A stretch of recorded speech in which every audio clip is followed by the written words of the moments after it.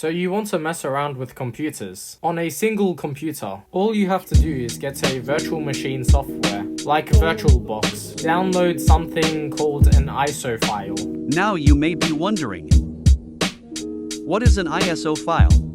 An ISO file is like a DVD, but in order to run the computers. For this example, let's say we're getting a Windows and a Linux ISO file. Ignore the fact that I suddenly changed size. To download the ISO file, you just search up Windows or Linux ISO file download.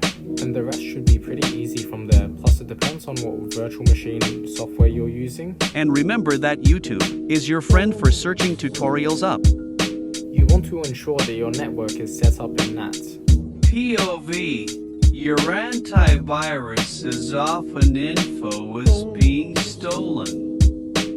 NAT means Network Address Translation, and it essentially means that your devices with their private IP addresses use a public IP address. You don't know what an IP address is? It's essentially just a mailbox, but for your computer to receive information over the internet.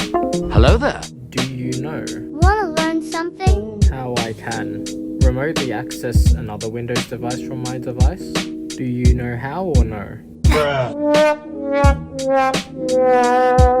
Okay buddy, essentially to remotely access your device, you can go into System Information, grab the name of the device, the profile the device is using, as well as its details. You also need to know the username and password of the profile you want to connect to or it won't work. Of which after the details are put into the Windows software called Remote Desktop Connect. You should be able to connect, as long as the other device is not being used, otherwise the connection will be disrupted. For the security setup, you want to make sure that your device's firewalls are turned on. For example, if it is a Windows device, you should leave your Windows device firewalls on. You shouldn't be using your device in an administrator account in case your device gets hacked. As if you use your device's admin account day to day, a hacker hacks your device. They'll have more control on your device. To bad access privilege configuration because you were a level -100 noob. Also make sure your device has antivirus software. It's good to keep your device free of evil spies and bugs that slow it down. I'm not sponsored, but I'd recommend a free antivirus software like Malwarebytes as it gets the job done. Warning, make sure you're downloading from the official site and not some other dodgy provider. I'm here. KK. Follow me to learn more stuff. As a parrot, I will educate you. Fine, whatever.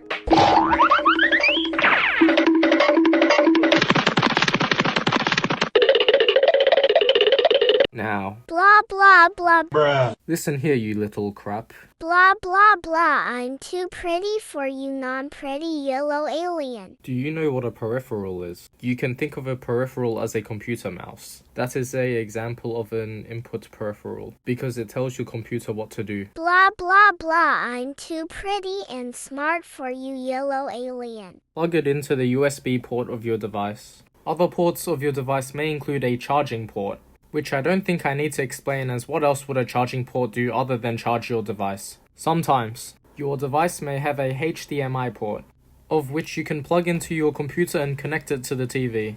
You use as another screen or a larger screen. In this example, the TV is an output peripheral. Just a warning, that child is quite rude. Back to what I was explaining. YOLO. Hello, I'm doing a presentation at the moment. Okay. Do you know how to maintain your computer hardware? Nah. Very simple.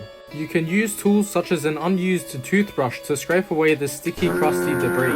Make sure whatever brush you're using is dry though, and that your device is probably turned off beforehand. You can use compressed air afterwards to get rid of the surface excess left after scrubbing away at your device's keyboard.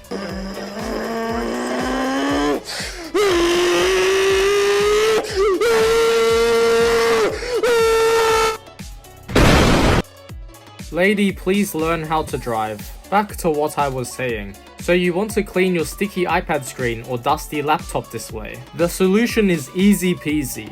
All you gotta do is buy a generic screen wipe and it should do the job. Make sure you don't leave cables lying around on the ground, as you might trip over.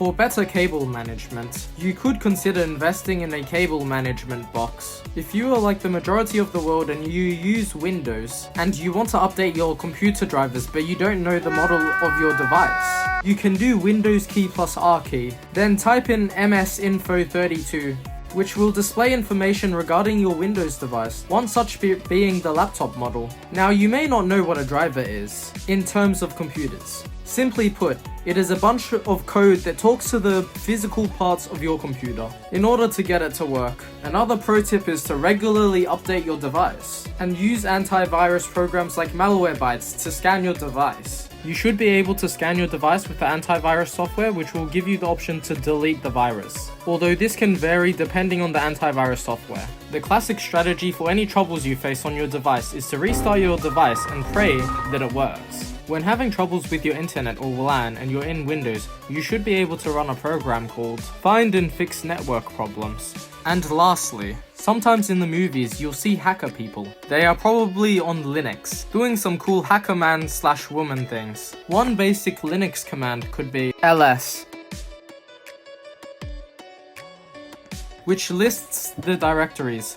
You can think of them like Windows folders. The equivalent of this on Windows in the command prompt would be dir, and if you add the term sudo before a command in Linux, it will give the command admin permissions, which might be required for some Linux commands.